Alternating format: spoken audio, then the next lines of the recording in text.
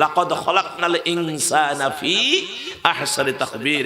আল্লাহ মানুষকে উত্তম করে আল্লাহ সুন্দর করে আল্লাহ মানুষকে সুন্দর গঠন দিয়ে আল্লাহ তৈরি করেছেন। সুবহানাল্লাহ কোন, আর জোরে কোন সুবহানাল্লাহ। এ আমার ভাইয়েরা, যে আল্লাহ এত সুন্দর করে বানালেন, না জানি সেই আল্লাহ কত সুন্দর। হ্যাঁ, আল্লাহকে দেখছেন নাকি? না, আমরা দেখি নাই, দেখাও যাবে না। কোরআনে আল্লাহ স্পষ্ট বলেছেন, না পৃথিবীর কোন চোখ আমি আল্লাহরে দেখতে পাবে না। লাম তুদরিকুল আবসার ওয়া হুয়া ইউদরিকুল আবসার ওয়া হুয়াল লাতীফুল খবীর। আমার ভাইয়েরা, আল্লাহ পাক বলছেন যে পৃথিবীর কখনো না, অসম্ভব। পৃথিবীর কোন চোখ আমি আল্লাহরে দেখতে পাবে না, কিন্তু আমি আল্লাহ পৃথিবীতে যা হয় সব দেখি। সুবহানাল্লাহ কোন, কি আল্লাহ দেখে না? যারা কোন দেখে না, আল্লাহ সব দেখেন। ও মুসলমান, এই যে আপনাদের এই এলাকা দিয়ে অনেক মেয়ে স্কুল কলেজে যায় না। মনে করেন এই বাবাজি আজকে প্রধান অতিথি, মমতাজ উদ্দিন নাম, মুরব্বী মানুষ, রাস্তা দিয়ে উনিও যাচ্ছেন, মেয়েটি আসতেছে, বই বুকে যাচ্ছে আসতেছে। জিজ্ঞেস করলেন যে মা তুমি কোথা থেকে আসলা? কলেজ থেকে।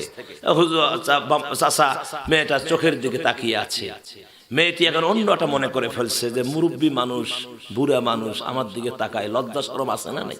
হ্যাঁ, রাগ হয়ে বলল যে চাচা তোমার কি আক্কেল নাই? আমার দিকে কেন আপনি তাকান? লজ্জা শরমের মাথা খাইছেন নাকি?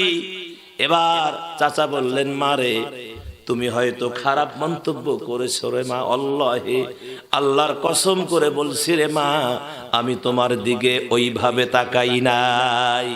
আমি তোমার দিকে তাকাইলাম, তোমার নাকটা কত সুন্দর, তোমার ভুরু দুইটা কত সুন্দর, তোমার গঠনটা কত সুন্দর। আর তোমার চেহারার দিকে তাকানোর পর আমার মনে হলো যে আল্লাহ তোমার এত সুন্দর করে বানাতে পারে, না জানি সেই আল্লাহ কত সুন্দর। এই জন্য শিল্পী বলেন, আল্লাহ তুমি অপরূপ, না জানি কত সুন্দর, তোমায় আমি সপেছি প্রাণ, সপেছি এই অন্তর। আল্লাহ তুমি অপরূপ, তোমার আলো ছড়িয়ে পড়ে সুন্দর এই পৃথিবীতে, চাঁদ সূরজ জেগে ওঠে তোমার ডাকে সাড়া দিতে। তুমি আছো হৃদয়ে গভীর, আহা তুমি আছো হৃদয়ে গভীর, গহীন ভিতর। আল্লাহ তুমি অপরূপ, না জানি কত সুন্দর, তোমায় আমি সপেছি প্রাণ, সপেছি এই অন্তর। আল্লাহ তুমি অপরূপ।